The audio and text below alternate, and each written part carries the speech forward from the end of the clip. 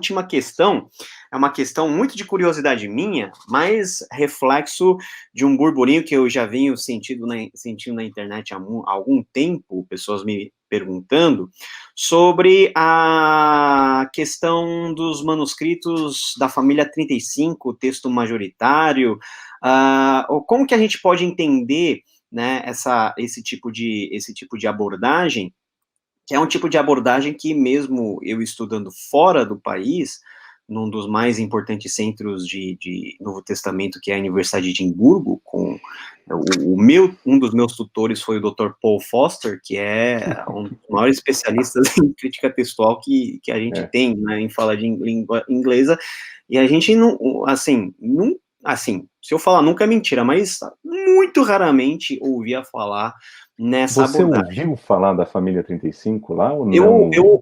Na universidade eu não ouvi, eu ouvi depois. Você ouviu Na depois, mas universidade você eu não ouvi ouviu falar. de Pode brasileiro ou falar de da sua inglês? experiência lá em Dallas, né? Mas explica um pouquinho o que é, qual que é a sua visão, né? Aí eu vou colocar você no fogo mesmo. Pode entrar com vontade Pode aí. pôr fogo agora, né? E você que está nos acompanhando pode fazer a sua pergunta, de preferência mande aí um superchat, que aí fica até mais fácil de eu reconhecer a pergunta. Então vamos lá. Então tá bom. Grande parte do movimento do texto majoritário nasce no Seminário de Dallas. Então o Seminário de Dallas ele serve como início de conversa para muita coisa. Zane Hodges estava no Seminário de Dallas nesse período.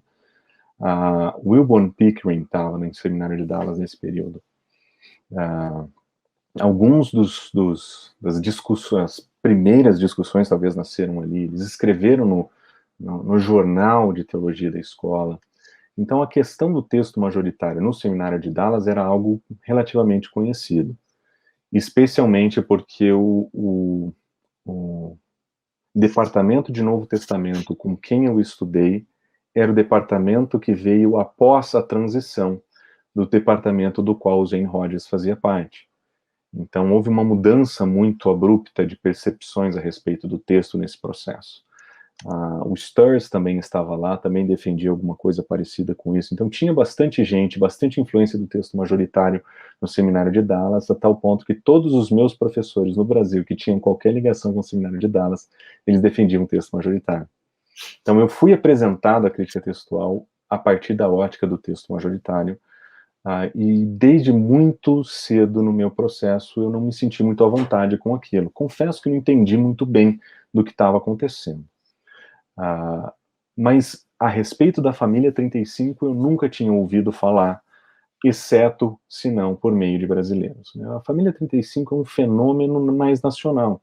Embora o representante que escreva ou que tenha a maior parte do seu acervo defendendo essa visão, ele escreva na sua grande maioria textos em inglês, ele não tem nenhuma tração na academia desde a publicação do livro dele, Identidade do Novo Testamento, publicado na década de 70. Wilbur Pickering começa defendendo o texto majoritário com aquele texto, que é o texto que está disponível na internet em PDF, sob o título Qual é o Texto do Novo Testamento, e ele não ganhou muitos seguidores na academia com aquele texto. Tem leitores que talvez aí menos preparados para o diálogo acadêmico, que compraram a ideia, que difundiram a ideia, mas o texto nunca foi uma referência nos livros ali. Tendo vindo para o Brasil, eu tenho a impressão que isso distanciou ainda mais o Pickering do resto da academia, e ele passa por um processo de estudar os manuscritos aí, dos manuscritos bizantinos, e ele encontra, ou afirma ter encontrado, um grupo de manuscritos que ele entende ser o grupo fiel de manuscritos que preserva, desde a tradição apostólica, a exata redação do texto do Novo Testamento. Então, se você procurar por informações da família 35, é a exata redação do texto do Novo Testamento, a preservação das exatas palavras. E esse título é dado para os manuscritos da família 35. Então, se você não mora no Brasil, dificilmente você tem, ou está estudando em algum outro lugar no mundo, dificilmente você vai ouvir falar sobre o Wilbur Pickering ou a família 35, porque não só não tem tração na academia, como também não tem exposição fora dos círculos mais de mídia social, YouTube, assim por diante. Então, mesmo lá nos Estados Unidos, mesmo em Dallas, eu nunca ouvi falar da família 35 por um professor. Eu ouvi falar por outros contextos, por conhecer o trabalho do Dr. Pickering, e por ler algumas das coisas que ele publica também. Então, assim, uma das razões para o qual essa família não tem tanta exposição no mundo se dá por essas razões que eu mencionei. Agora, quão significativa é essa família 35 e será que nós precisamos levar a sério o que esse texto diz? Essas são perguntas que me fazem o tempo inteiro. Por alguma razão que eu não sei explicar, muitas pessoas me perguntam a respeito disso, mandam mensagens a respeito disso, e eu não sei realmente qual é a grande questão relacionada à família 35. Por exemplo, quando você compara o texto da família 35 com o texto do texto majoritário, de acordo com as estimativas do Wilburn Pickering, ele mesmo, ele diz que o texto ele é 99,5% idêntico. Então, nós temos 0,5% de diferenças entre o texto majoritário e o texto da família 35. Se você colocar isso em número de variações, nós estamos falando de um número de perto de 700 variantes textuais ao todo com texto majoritário.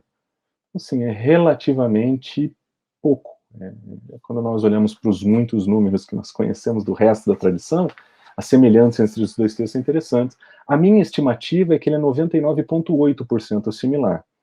E eu faço uma conta muito simples. Se você pegar o texto majoritário, você vai perceber que ele tem 140.155 palavras. Esse é o número de palavras que tem o texto majoritário. Mas o texto da família 35 tem 140.344 palavras. A diferença são de 189 palavras. O tamanho do texto é muito parecido, a similaridade do texto é muito parecida. E eu resolvi começar a comparar o texto majoritário e o texto da família 35 para ver quão diferente era, e resolvi começar por Atos. Então, em Atos capítulo 1, olhando os textos, vendo as diferenças que existem entre eles, eu encontrei 35 variações no texto, entre o texto da família 35 e o texto crítico. 35 variações.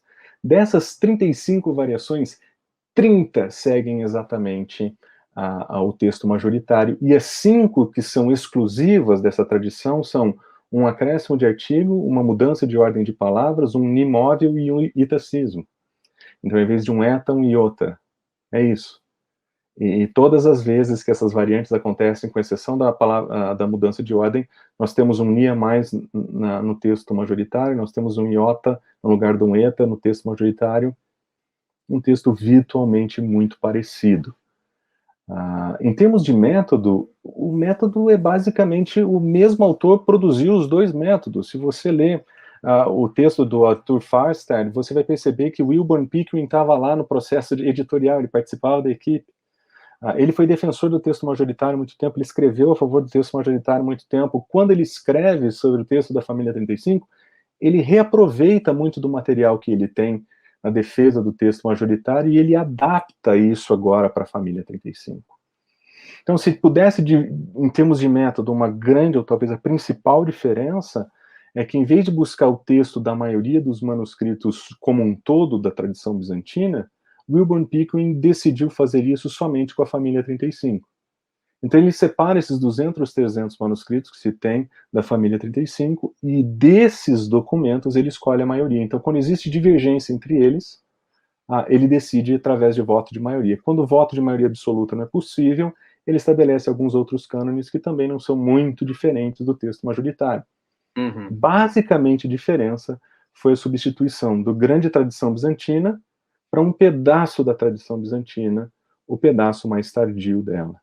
Então essa é a fatia que ele usa. Então essa é basicamente a grande diferença, acho que entre eles aí. Uma das coisas relacionadas a isso, Marcelo, que eu já ouvi questionamentos, é a questão de uma eventual diferença, até de percepção teológica aplicada ao texto, da tradição bizantina com a tradição alexandrina, por exemplo, dado que a comunidade de Alexandria era muito mais suscetível a algumas ondas, por exemplo, heréticas, né, algumas influências filosóficas a partir do período helenístico. Dá para a gente colocar num grau de escala do que são os manuscritos considerados bons ou não tão bons, considerando a origem do texto, se é na tradição bizantina ou se é na tradição alexandria, porque muitas das evidências que o próprio texto crítico leva em consideração é justamente texto produzido dentro da região Alexandria, do Alto Egito, né, do norte do Egito. A razão pela qual esses textos são bem considerados nos nossos dias é, em grande parte, a sua data e, acho que, em segundo lugar, o momento histórico em que ela surge.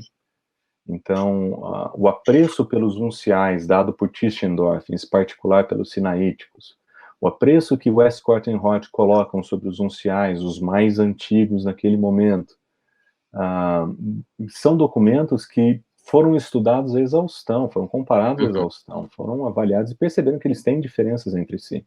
Mas eles são os mais antigos que você tem. Se eu quisesse chegar no texto de Paulo, os documentos antigos são bem importantes nesse processo. Só que, passado esse momento, descobrem-se os papiros, e os papiros vão sendo descobertos, estudados e publicados, e várias daquelas suposições que se faziam a partir dos unciais foram provadas verdadeiras nos papiros. Ou seja, nós encontramos evidência material, física, empírica, para dizer que aquelas inferências feitas a partir dos unciais que testemunhavam textos mais antigos, elas estavam ali. Então, a relação entre P75 e o Códice Sinaítico se torna famosa, a P49 se torna famoso, o P66 se torna famoso, e, de repente, nós temos uma série de produções teológicas e teológicas em cima disso, e eles falam assim, olha só, várias das nossas suposições encontraram evidências aqui. Então, nós temos uma boa, nós percebemos a validade daquelas inferências, especialmente pela confirmação das evidências.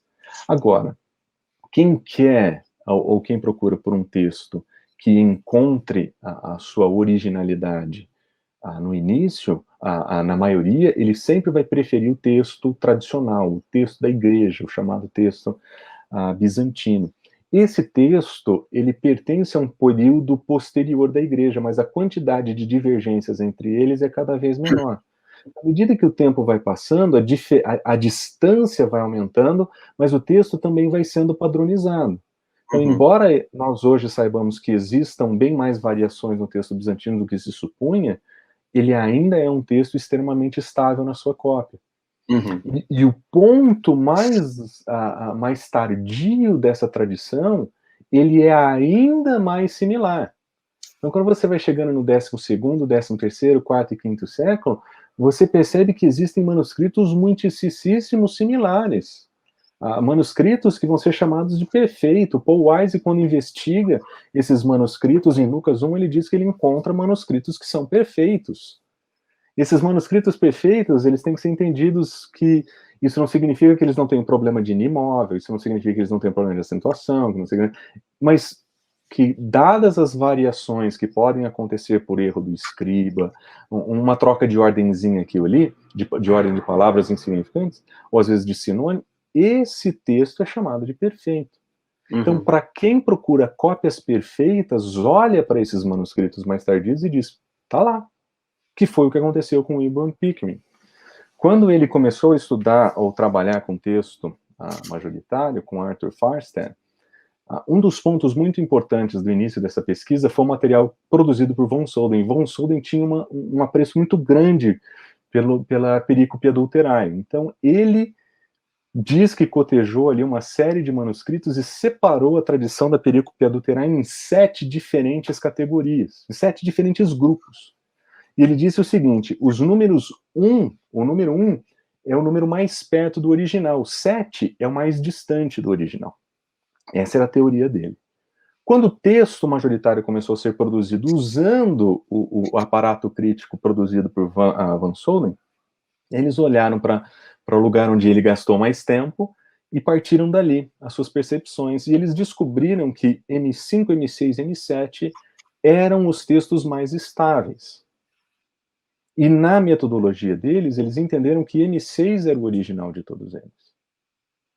Pickering fez parte desse processo e provavelmente em algum momento da sua vida, não sei quando, ele começou a analisar as variantes textuais encontradas na perícope adulterae e percebeu que M5, M6 e M7, apesar de serem ali tratadas como os mais importantes na teoria ali do texto majoritário, ele percebeu que em alguns poucos lugares, raramente ele conseguia encontrar lugares onde M5, M6 e M7 concordavam. Eventualmente, M5 concordava contra M6 e M7. E mais comumente, M6 discordava de M5 e M7.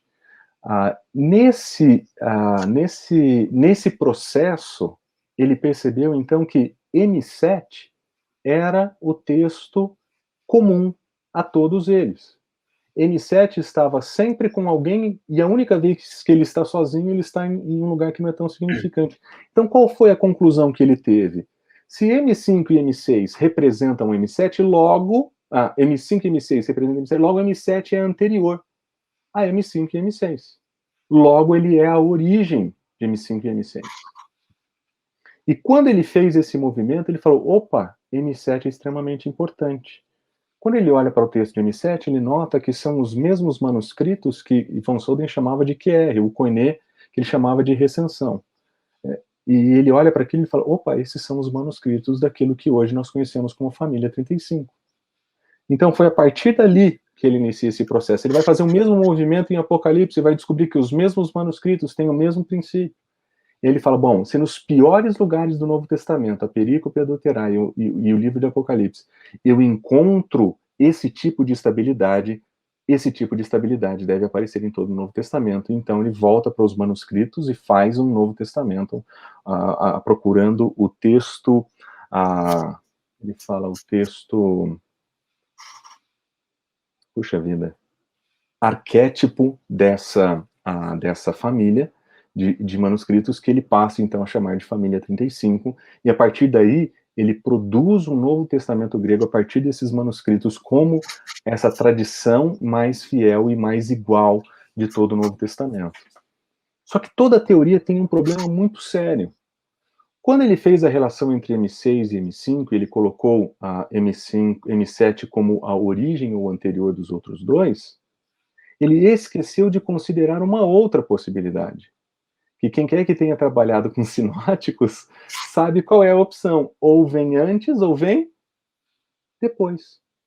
Se vem depois, toda a estrutura que você tem, ela é explicada de uma nova perspectiva. E o que eu acho que Pickering não considerou quando ele colocou M7 como antes de M5 e M6 na perícope adulterae e depois em todo o Novo Testamento, ele esqueceu de considerar a data dos manuscritos. O manuscrito mais recente, mais antigo que ele tem na família 35 é o manuscrito 35 do 12º século. M6 e M5, eles representam a tradição bizantina que vai do 5º século em diante. Então, de repente, toda a estrutura do texto bizantino, que nós conhecemos como um texto do 5º século em diante, eles passam a ser derivados de um texto que nós encontramos no 12º século em diante. Então, como é que esse texto pode ser o texto apostólico? Essa parte, esse elo, é o que ele tenta demonstrar nos seus livros, e é esse elo que eu acho que ele não consegue demonstrar. Esse é o elo que é mais difícil de demonstrar, porque quando Van Soden chamou de M7, ele disse, esse é o mais distante do original. Esse é a recensão, esse é o projeto final do texto bizantino. Quando Arthur Farstad e Zen Rogers fizeram, eles disseram a mesma coisa. Quando Maurice Robinson passou pela perícope adulterae e ele analisou quase todos os manuscritos que a contém, ele disse, M7 é fruto de uma recensão editorial do final do período bizantino. Ele é o fim do processo, o fim da linha, e não o começo. E as evidências para isso são abundantes. Em primeiro lugar, nós temos nenhum manuscrito que tenha essa leitura em nenhum lugar anterior ao 12º século. O próprio manuscrito 35, que foi datado no 12º século por Van Soden, em edições mais recentes, em trabalhos mais recentes, ele foi questionado essa data e hoje ele está sendo datado no 14º século. Ou seja, o mais importante manuscrito, que seria aí o texto, o manuscrito 35, ele também é bem tardio no processo de cópia do texto. Então, essa inversão na interpretação das evidências a despeito de sua data, a despeito dos elementos objetivos que descrevem os manuscritos que pertencem a essa família, e a criação de uma teoria que tente explicar esse texto extremamente tardio como apostólico, é que faz com que a teoria não tenha tração com ninguém que conheça um pouco de crítica textual. Então, pessoas que não conhecem sobre crítica textual ouvem certezas, convicções, aqui é o texto preservado, isso aqui é o texto perfeito, como saiu de Paulo. Cara, para essas pessoas está tranquilo. Quem conhece um pouquinho mais do pano de fundo da mecânica tem muita dificuldade de olhar para aquilo e falar, olha, existe validade nisso aqui, existe coerência nisso aqui. Funciona mais ou menos assim, para usar uma analogia. Se eu tiver 10 cópias perfeitas de um manuscrito ruim, eu tenho 11 manuscritos perfeitamente ruins. A igualdade entre si, entre os manuscritos, não atesta originalidade. Ele atesta cópia controlada. Essas cópias foram bem controladas, mas você não consegue dizer porque elas são iguais que elas são originais. Especialmente quando elas são iguais entre si tão tarde. Então, a família 35 é uma tentativa renovada de fazer funcionar a teoria do texto majoritário nos parâmetros do texto recebido. Nós temos um texto perfeito aqui. Então, nós temos um novo texto recebido, nós temos aqui, essa é a palavra última, esse é o último elemento, e até aqui eu não encontrei ninguém que concorde com Wilburn Pickering. A Paul Anderson, que publicou o texto do Wilburn Pickering alguns anos atrás de maneira digital como texto bizantino, no prefácio do seu texto, na apresentação do texto, ele diz, esse é um texto que merece consideração. Arthur Farster, quando eles publicam, com Zane Rogers, quando ele publica o texto majoritário, ele diz, nós não acreditamos que esse aqui é o texto final, nós acreditamos que isso aqui é um trabalho em construção, nós precisamos aprender mais sobre isso. Uhum. Mas quando o texto da família 35 vem apresentado, ele vem apresentado com o mesmo dogmatismo do texto recebido. Esse é o texto. Esse aqui é a preservação. Então, se você quiser saber o que Paulo escreveu, você vai para o texto da família 35. Dogmatismo é perigoso, né? Dogmatismo é perigoso. E tem um elemento que acaba por macular o método, na minha opinião. A primeira parte da descrição do método é basicamente Egito é ruim, o que vem do Egito não presta. Você vai escutar isso de maneiras diferentes. Os 4 controles que o Wilburn Pickering vai usar para defender que o Egito é ruim, ele vai dizer, se você quiser procurar o original, você vai para a Ásia Menor, porque foi para lá que os autógrafos foram enviados. Se você quiser os originais, é onde as pessoas têm proficiência na língua, porque vai para a Ásia Menor, porque lá o grego é a linguagem original, é a linguagem nativa das pessoas, né? Ele chega a dizer que grego no Egito era a segunda língua. O Marcelo Freitas, que escreve um livro sobre a família 35, ele chega a dizer que no Egito não se falava grego, o que Alexandria talvez seja um bom exemplo de que isso não podia ser o caso, mas como aquele lugar era ruim, ele não podia preservar. A força da igreja estava na Ásia Menor, no primeiro século, não no Egito. A atitude em relação ao texto, o pessoal de Antioquia são os literalistas, os egípcios eles eram os alegóricos, então não tem nada bom no Egito, nada bom. Mas quando Pickering precisa demonstrar que a família 35 tem um texto antigo, o que ele faz? Ele vai para lugares onde a família 35 tem leituras que se assemelham com os textos alexandrinos.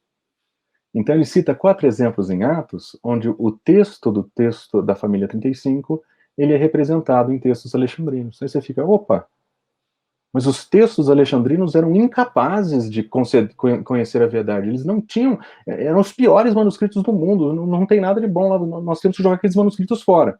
Exceto se você precisar demonstrar que a sua família de textos do 12º século, ele tem irmãos no terceiro. Então, de repente, o texto que era péssimo, ruim, ele é capaz de preservar o texto original somente quando confirmado pela família 35. Então você percebe que o argumento não é, a pesquisa ela não é feita para demonstrar a validade a partir das evidências. Ela procura, a partir das suas conclusões, evidências que suportem ela. Então eu ignoro todo o resto e eu pego só o que me atrai. Eu esqueço o resto, eu não considero o resto. Então o texto de Egito é péssimo, a não ser que ele me ajude.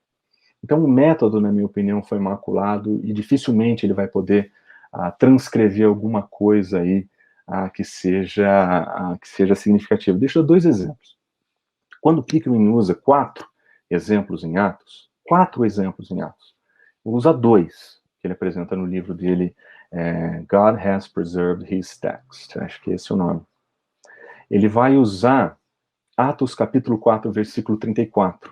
E Paulo, você conhece grego, você sabe a diferença entre o verbo eimi no passado, em, e o verbo riparem, que eles são sinônimos, eles são usados de modos intercambiáveis a todo momento. Então ele usa esse sinônimo, que nós sabemos ser extremamente comum, como evidência de que essa grafia distinta que acontece no texto da família 35 e no texto Aleph, em alguns textos, outros textos alexandrinos, é evidência de que o texto de Atos era conhecido naquele período. O texto da família 35 era conhecido naquele período. Então, quem conhece um pouquinho sobre como funciona a sinonímia em grego e qual a influência disso no Novo Testamento, sabe que esse é um argumento muito frágil, difícil de demonstrar. Mas o problema, além desse, é que ele diz que essa é uma variante textual independente. E quem lê aquilo, ouve. Só tem na família 35 e só tem nos manuscritos alexandrinos. Mas quando você vai ler as evidências, você vai perceber que ele não é independente. São 30 manuscritos da família 35 que mantém aquele lá, e ele tem a mais ou menos 27% de todos os manuscritos que contém aquilo. 70% dos manuscritos que mantêm aquela leitura são bizantinos. Opa! A relação não é de Aleph para a família 35. A família são manuscritos medievais tardios para a família 35. Nós temos essa relação. Isso não é difícil de demonstrar. Ou seja, o exemplo da sinonímia não é bom. E a referência de leituras independentes também não é verídica. Ou seja, além do elo ser frágil, a demonstração do argumento, quando confrontada com as evidências, ele não funciona. Mesma coisa acontece com Atos 15. Ele usa um exemplo, e aqui você sabe, você conhece a diferença entre en humin e en remin. Uma letra. Uma letra. Muda a pessoa. É só isso. E ele vai dizer que esse é um dos argumentos, uma das evidências que demonstram que temos uma variante independente na família 35 e no texto alexandrino. O que também não é o caso. A leitura en remin, que é a leitura da família 35, ele só corresponde a 18% da evidência. 77,9% dos manuscritos que manifestam aquela leitura, mesma leitura, também são bizantinos. Ou seja, o exemplo é ruim e o link é inexistente. Então, além da metodologia ser frágil, a evidência é ruim. E a demonstração das evidências mostra que ela não é correta. Agora, quem é que pode fazer esse tipo de análise lendo posts na internet e vendo vídeos no YouTube? Quem é que pode falar assim, olha, eu já tive uma preparação para essa aula, eu já tive um pouquinho de introdução à crítica textual, eu entendo essas... Dificilmente. E é por isso que essa é uma teoria que tem tração quando você quando você apresenta esses dados que parecem irrespondíveis. São assim, nossa, achamos um super trunfo, quando na verdade não são. Então, a família 35 é um texto tardio, fruto de uma recensão.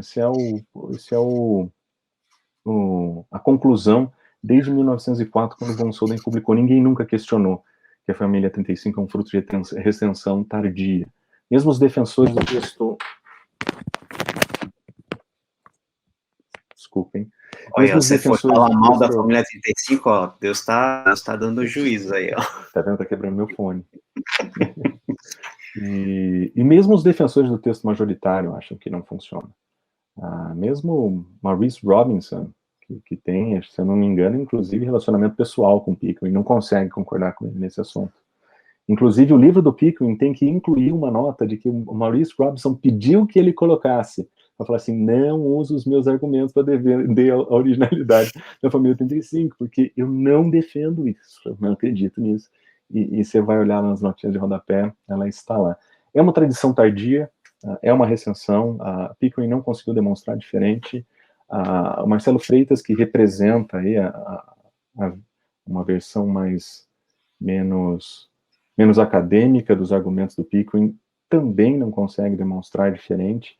Então, é um texto não apostólico, não original, tardio, fruto de uma recensão, dificilmente representante do texto do Novo Testamento. Agora, é um texto ruim? Joga fora herético? Não é. Ele é 99,9% similar ao texto bizantino. Ele é provavelmente 90% nas estimativas do Dr. Pickering similar ao texto crítico. Uhum. Cara, 90% de similaridade é muita coisa. É bastante coisa. Então, assim, o dogmatismo com o qual é vendido, as evidências, elas andam em situações distintas. Então, o dogmatismo não tem qualquer suporte nas evidências, mas ele é retórico e ele é conquistador. Então, acho que é por isso que a gente tem ouvido tanto falar da família 35 nos últimos dias. É por isso que você tem recebido tantas perguntas, porque a retórica é forte. A evidência, o suporte para ela é que não é.